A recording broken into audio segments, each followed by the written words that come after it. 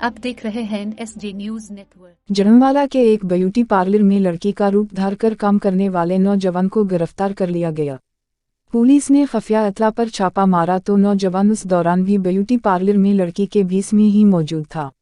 Beauty parlour की मालकन और नौजवान के खिलाफ मुकदमा दर्ज कर लिया गया, जबकि ब्यूटी पार्लर को सेल कर दिया गया।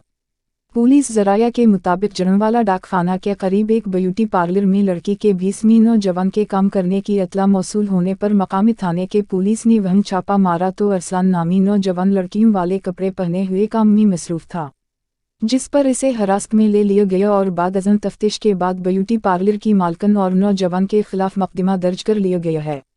ब्यूटी पार्लर की मालकन मौके पर मौजूद न होने की वजह से फौरी तौर पर गिरफ्तार नहीं हो सकी।